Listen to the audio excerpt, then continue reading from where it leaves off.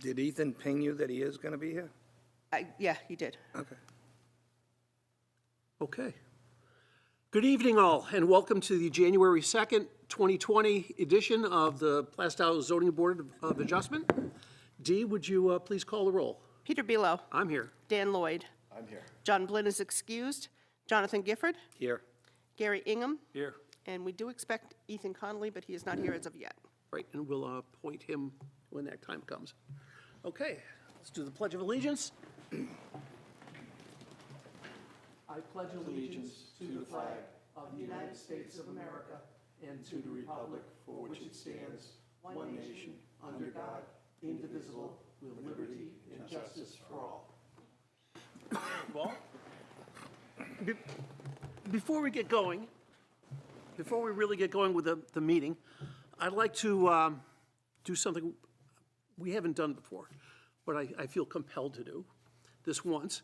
And I want to do a shout out to Tim Farah, who's a loyal viewer of the ZBA meetings. And I'm also told he watches the Selectmen, Planning Board, and BudCom. Tim's a 37-year employee down at Market Basket. He's a great guy, always has a kind word, puts a smile on my face. He's one of the many people that really help make this town a nice place to live in. So, Tim, thank you very much. This is the first time we've done this and probably be the last. Okay. Dee, would you call the first case? Oh, actually. Would you like to do the minutes? Yeah, we'll do the minutes. Let's Okay. do the minutes. Let's do the minutes. Let's take a moment to read the minutes.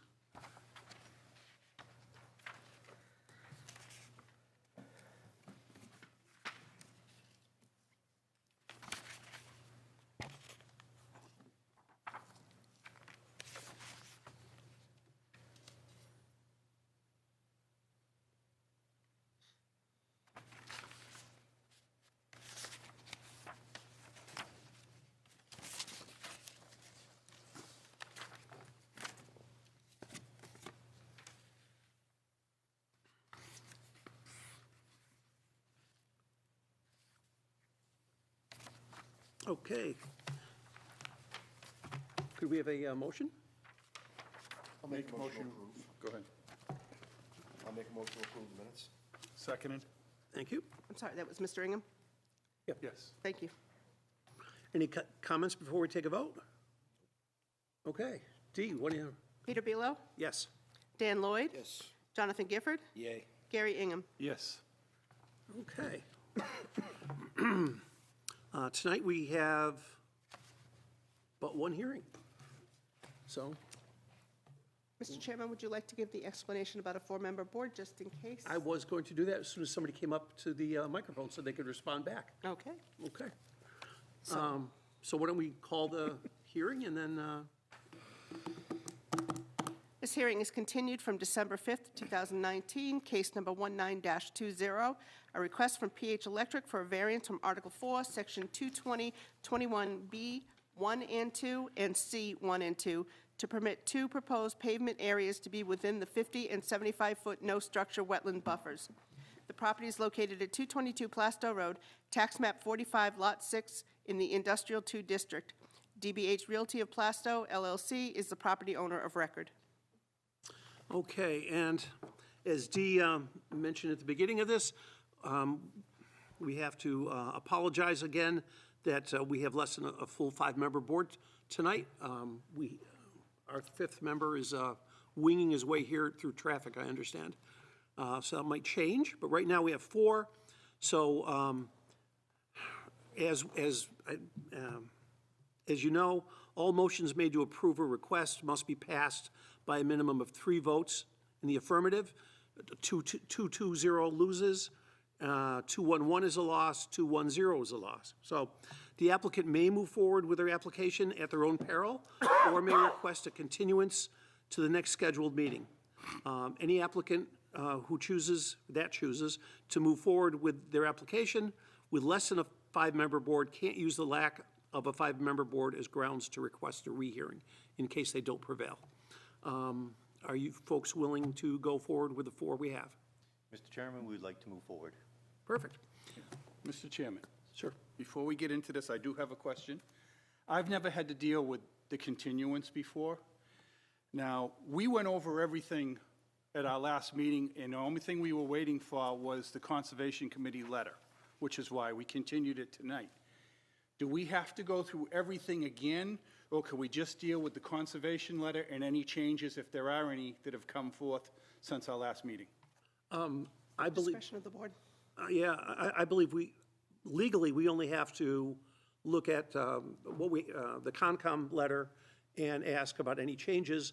I would suggest that, just because there may be other people watching tonight who weren't viewing, the last time we met, although I know Tim was out there last time, and he's out there now, I think we should hear like a synopsis of what the... I could do a much more abbreviated. Absolutely.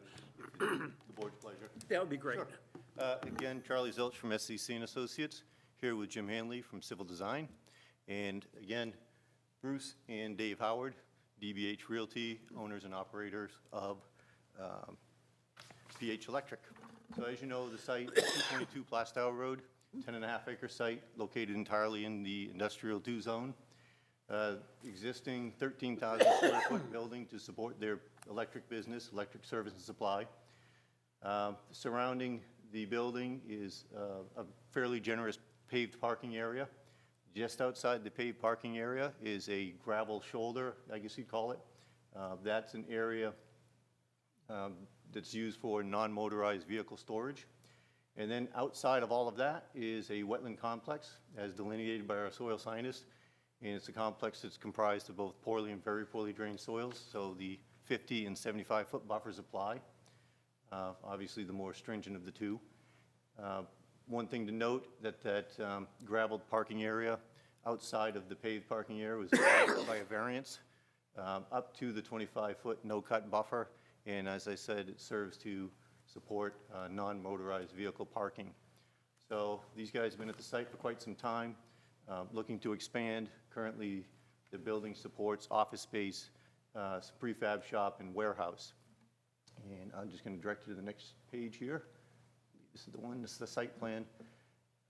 And I'll get to the next one that has a little bit more, and Jim can kind of help you out. What they're proposing is a 14,400 square foot warehouse to be added to the very back of the building. It's a generously sized warehouse, really suits their needs for current and long-term planning. One of the big decisions that we had to make here is, as you can see, there's about a 5 or 6 foot drop off from the back of the existing warehouse, and kind of point that out with the mouse, from here roughly across the span of the proposed warehouse. And to maximize efficiency of operation now and in the future as well, they decided to hold the current slab height of this warehouse with the proposed addition, which means basically they're going to have to cut the pavement on either side and raise this whole section. The only issue that we had here with this design is with the addition being added, it didn't give them quite enough turn space out and around the building. So that's why we're here tonight. We're proposing an additional section of pavement off the back of this. There's really 2 areas on this section of pavement that would be within the wetlands buffer. There's a section here on the southwest side, and then on the northwest side over here, this is the wetland setback line right there. That's both the 75 and the 50. So you can see you've got a segment here as well as over here. This area of pavement is going to be within what's already been disturbed and being utilized for both for the gravel surface area. It's still outside of the 25-foot no-cut buffer, and like I said, it won't be used for parking. It's only for access around the building. It'll serve not only the tractor trailers that come to the site, but it also serve for emergency vehicle access around the building as well. All of the access to and from the warehouse will pretty much occur right here, where they have this area that supports a full turning radius for, I think, up to a 55-foot tractor trailer. So they'll have a couple of bay doors and then one loading bay on that side. They will also have some loading over here. The intent is the tractor trailer would come around here, park adjacent to the building, and then they could service it with a forklift for some of the smaller items. But the majority of the work is going to be over here. all the parking. They have some up front, and we're also proposing to stripe this area over here, but keep this clear, where it's a very efficient space for these guys. Now I'll let Jim just kind of speak on the drainage real quickly. Want to just hand me the mouse? Yeah. I should be able to. Here, why don't you grab this? Awesome. So just to remind you, I'm Jim Hanley with Civil Design Consultants, and we got involved with grading and drainage and worked with Charlie's office here. So all this information has been presented to you at the last meeting. Essentially, we had to come up with a way to capture the drainage. What we thought was the most efficient way to do this was to capture the new roof area.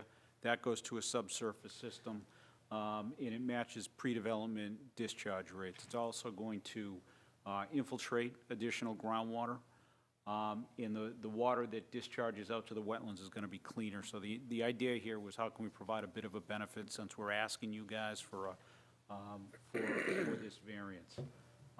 The last time we were here, I think we had a good discussion. Kind of let you know that went through the planning board process, went through the technical review with the review engineer. He was good. And I don't know if it was last week or the week before, we were out in front of Conservation Commission, specifically going back in front of them and saying, initially we were with the pervious pavement, we've gone back to impervious, we've met with everybody, and then we received a letter earlier today essentially stating that they support the modification to the plan to provide the pervious pavement and the drainage improvements we're providing. So with that being said, I'm not sure if you have anything in addition, Charlie, but Speed.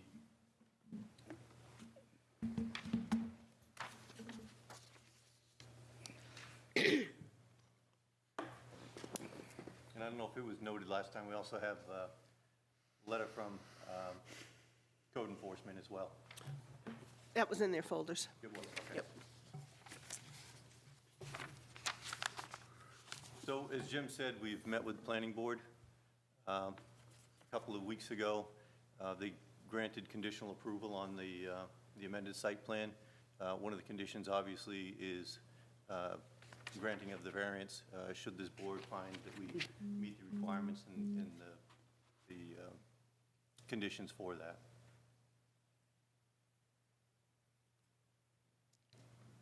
Anybody on the board have any questions? I didn't know if you wanted to go over the letter from the, Well, we're going to have, when we get down to speaking in favor and against, we'll ask Dee to read this. okay. That's the only thing I had. But it's clear to me they support it. Yep. I was waiting on Yep. Concom. Okay. We've, remind me, did we step through the variance criteria? No. No, we got to do that.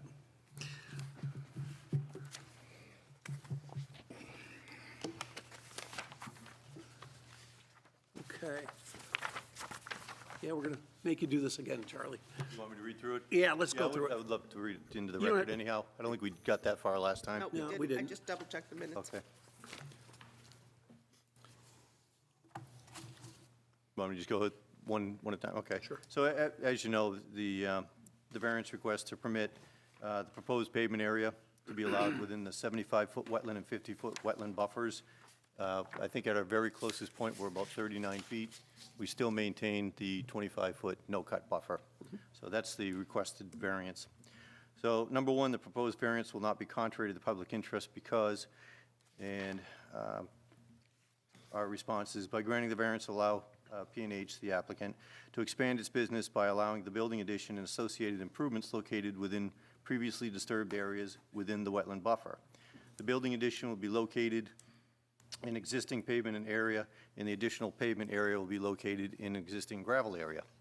Currently, stormwater runoff from the existing pavement area sheet flows into the wetlands with no pretreatment. P&H proposes the new roof runoff area to be recharged into the ground through an infiltration trench. The additional pavement area is proposed to sheet flow into the adjacent infiltration trench, which will store the water quality volume. Post-development peak flows will decrease for up to and including the 50-year 24-hour storm event. Civil Design Consultants, Jim Hanley, met with the town's peer review consultant, Keach Nordstrom Associates, to discuss the project. The project originally, as we talked about, showed the additional pavement area, about 4,000 square feet, to be porous pavement. However, the reviewing engineer preferred that the pavement be bituminous concrete, since the porous pavement would require regular long-term maintenance for the system to be functional. Considering both the allotted buffer and the fact that the construction would be within an area previously disturbed, the wetlands will remain unaffected by the improvements. Additionally, the location of the proposed addition would take advantage of the generous truck turning and maneuvering area already available on site. Only the additional section of pavement is necessary to allow for both the commercial vehicles serving the business full access around the addition. It will provide emergency access as well. All considered, the nature of the addition and its location does not negatively affect the general health, welfare, and safety of the general public. Let me just keep rolling right along? Sure. Okay. The spirit and intent of the ordinance is preserved because the intent of the ordinance is to protect and buffer wetlands from site uses which may adversely affect the wetland complex. In this particular case, the wetlands for which we are seeking the variance is a mix of poorly drained and very poorly drained forested wetlands that are located within an undisturbed and an established limited buffer. No work is proposed within the 25-foot, no cut, no disturb buffer. The proposed building addition and access will not increase impacts to the wetlands, since it is an area previously disturbed area. Currently, runoff from the existing pavement, parking area, sheet flows off the pavement and into the wetlands without any pretreatment. Runoff from the roof and the proposed building addition and pavement area will be rerouted into infiltration trenches and infiltrate the recharge volume. Therefore, the spirit and intent of the ordinance, protection of the wetlands, will be maintained by granting of the variance.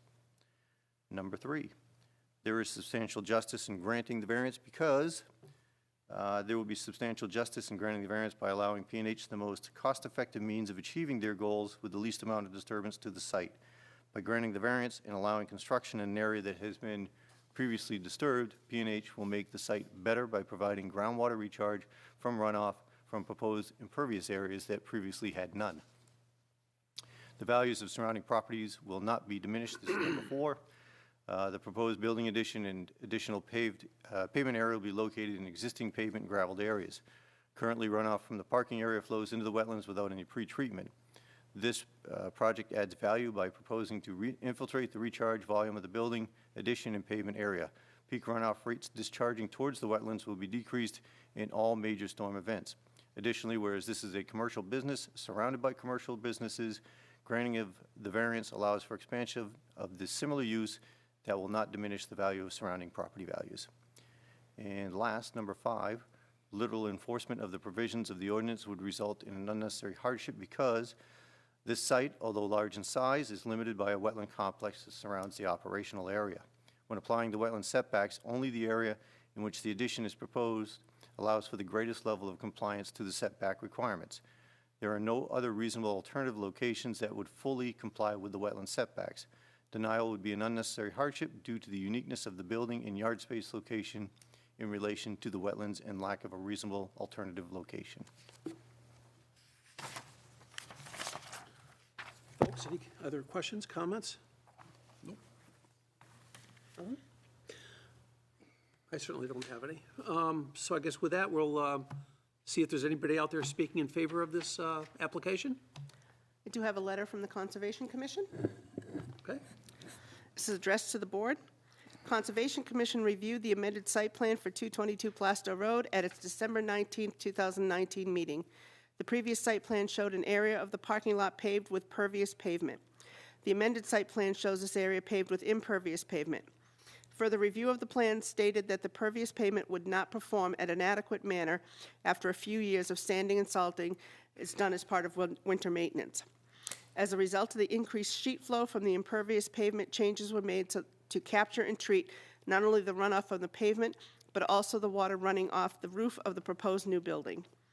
There are intrusions into some of the wetlands buffer, but none inside the 25-foot no-cut, no-disturb buffer, and none exceeding the intrusion of the existing site.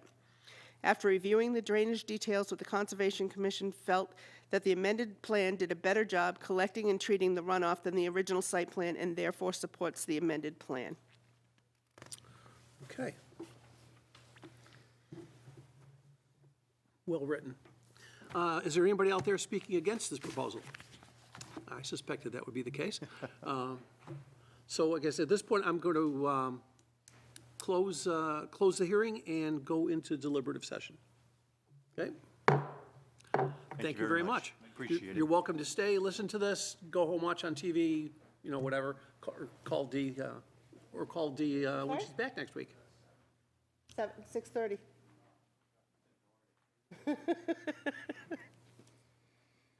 Okay, so do we have a motion I make a motion. to? There's a draft motion in your, There is? there is. I move to grant the request from PH Electric for a variance from Article 220-32B 1 and 2 and C 1 and 2 to permit 2 proposed pavement areas to be within the 50 and 75-foot no structure buffers on 222 Plaistow Road, tax map 45, lot 6. Thank you. Do we have a second? Seconded. Thank you very much. Well, it seems like there's some advantages to this proposal over the existing. Well, yeah, I mean, when they came last time, it was, you know, they've already changed it over and had the water taken care of, and, Yep. I mean, it benefits it on even a much better level, because all that sheet with the salt and sand was gonna end up in there, and it's not gonna end up in there anymore, so. So this makes a lot of sense. But we need to step through the variance criteria ourselves. So the proposed variance will not be contrary to the public interest. I think it won't be. A public interest is to let people have the maximum use of their lots without harming the environment, harming neighbors. And if anything, the changes they're asking to make on this property are going to improve the discharge out from their property. There's no downside to that. So, spirit and intent of the ordinance is preserved. Well, again, they're not disturbing anything new. The 50, part of the 50 and 75-foot buffer areas have already been disturbed. There's gravel there now. And they're not. nowhere near the 25-foot cut, so, Right, I mean, they're 14 feet away from the 25-foot cut. right. So I think spirit and intent is preserved. Substantial justice is granted in this? Well, yeah, but if we said no, I mean, it'd be a lot, actually, it'd be a loss to the town as well, if we said no, because they wouldn't be treating the water that goes off the property as well. So, yeah. Value of surrounding properties won't be diminished. I think not. Again, it's all commercial or industrial in that area. Actually, by expanding that property and, you know, increasing the value of the property through that addition,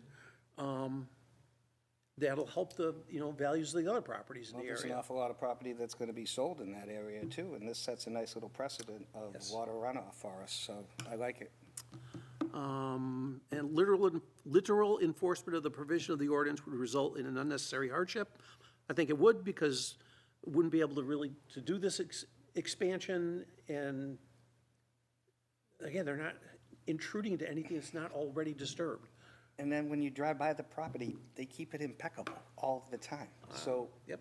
I just don't see how you can look at it and not see that they're caring landlords, you know, property owners. Agree. Any other questions, comments on this? No? Dee, do you understand our reasoning? I do, I'm with you. Okay. So why don't, I think we're ready for a vote. When you call the Dan vote? Lloyd, Yes. John Gifford, Yes. Gary Ingham, Yes. Peter Bealow. Yes. Okay, so, case closed. Thank you for a good presentation, and Good luck, fellas. good luck with it. Dee, do we have anything else tonight? I have nothing.